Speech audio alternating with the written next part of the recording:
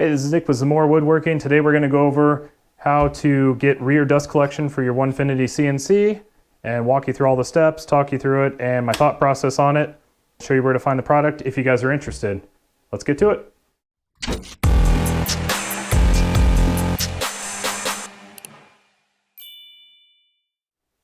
Okay, so jumping on into dust collection.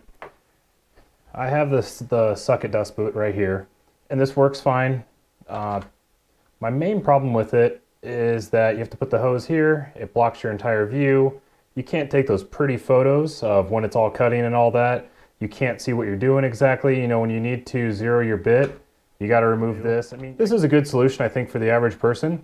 So with my product that is finally physically available on my Etsy store, I aim to make it an all-in-one solution so that you can take those really cool videos up front when it's cutting, you can see everything, and you can incorporate your drag chain.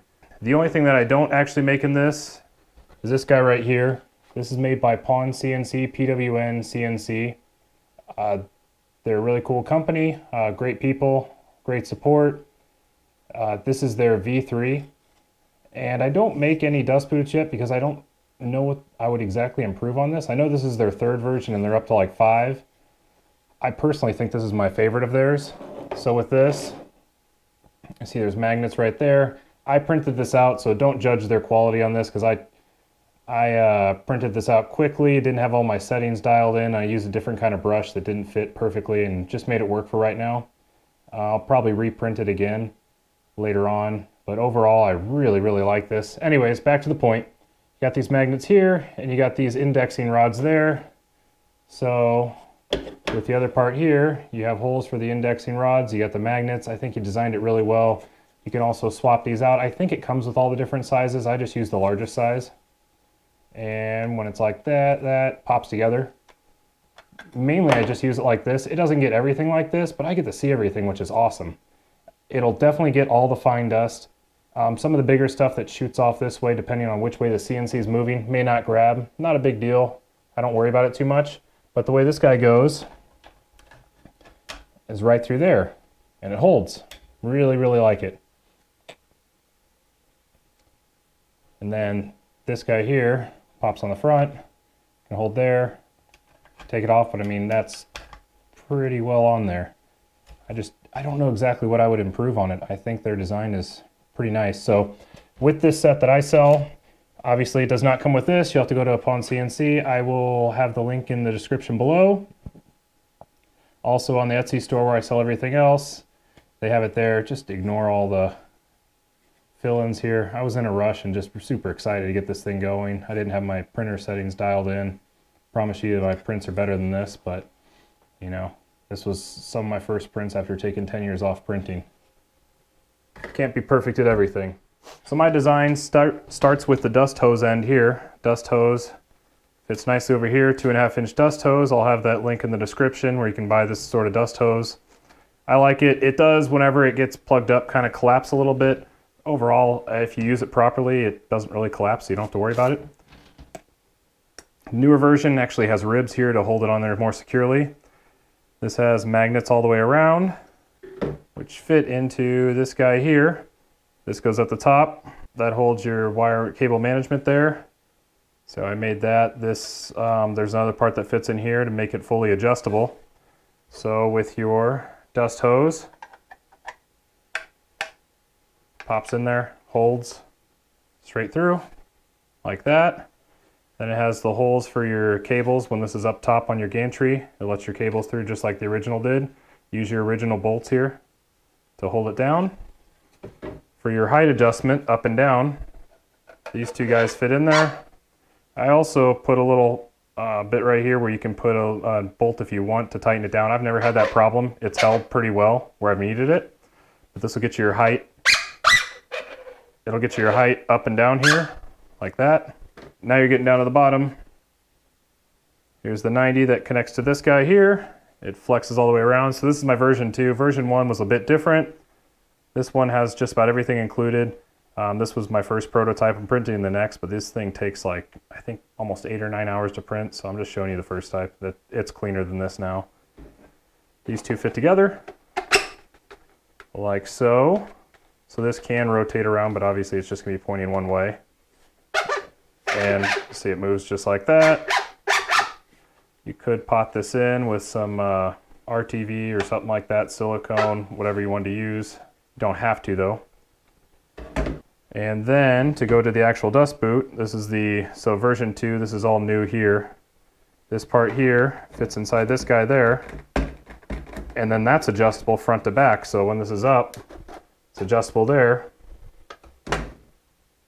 And then it fits beautifully into the Onefinity CNC dust boot. Snap that guy in there, like so. Now you got adjustment front to back depending on where you want that.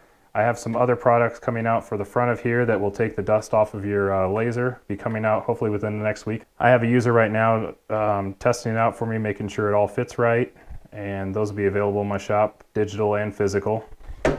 And let's assemble this and I'll show you how it all goes together. Okay, coming around back, this is your power wire for your router, this is your signal wire. Signal wire technically should be down here, I just don't like to do that. It still will allow it if you want to. Use your original 2 bolts here and leave a little bit of a service loop because this is going to be pinched up here. That's kind of why I leave that there. I just don't like to bunch up those wires.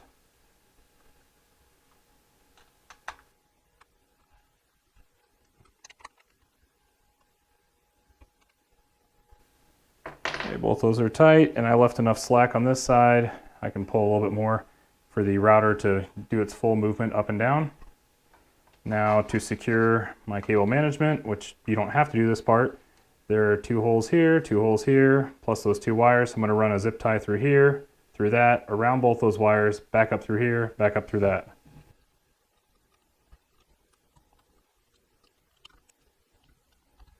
Okay, so that's good there.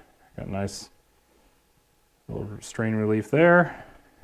These are this is my first version of this. I haven't reprinted it yet. I've been trying to catch up on orders. But the new ones, rest assured, will be nice and clean with the little magnets right there. Here's your dust hose connector here. This guy sets into there, holds. This guy goes right up here.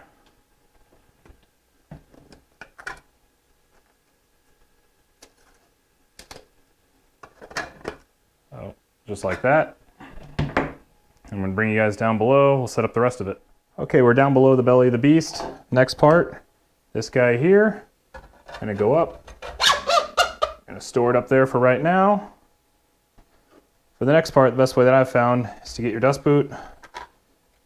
Fit this guy in there the way you want him to fit. Like so.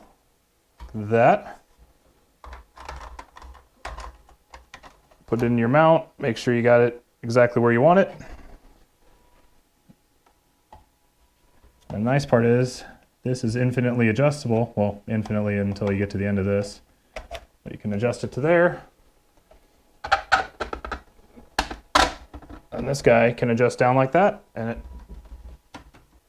all holds nice and clean. You got your router right here. This is centered exactly where I want it. Good to go. If I need to lower it, just loosen these guys. I can drop that down, bring this down, and just hold right here. Wherever that is, come up, and then just tighten this guy back down. Ready to go. You need to bring it all the way up. Use both hands like so. Then tighten her up. Off to the races. So here she is in her fully assembled form. Just pop this guy on up here. She's ready to go, ready to be used. All works perfectly. Again, available on the Etsy shop. So is this caddy here. Both the caddy and the dust collection system, you can get digital or physical. They come in black or green if you get physical. It helps me out, buys me a couple beers. The biggest help that you guys can do, like, share, definitely subscribe. At the end of this, I'm going to link to a couple videos. If you click on any of those, YouTube loves that. It makes my content actually go places, makes this all worth doing, sharing, putting together for you guys.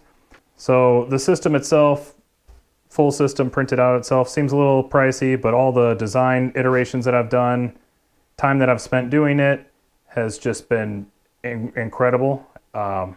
Then also the amount of print time is over 22 hours. That's not including taking off the other part, starting the new one, so someone's got to be around to do that. It just takes a ton of time. It's going to lock up an entire printer. I think it's a pretty fair price. If you have any feedback for me, please leave it down below. Comments, likes, like I said, they're huge. Here at the end, I'm going to link to a video showing dust collection tips and tricks. This goes over a lot more than we went over today. Why to use a 4 over 2.5, which one I would pick, different dust boot options, as far as running your dust collection, things like that. That'll be linked. And then also, if you guys are interested, I'm building a bandsaw mill. I think it's a pretty fun project to watch, making more wood for this machine to eat up. So I'll link that here in the description, and that's going to become a full series. So thanks again, you guys, for all the support, and we'll see you in the next one.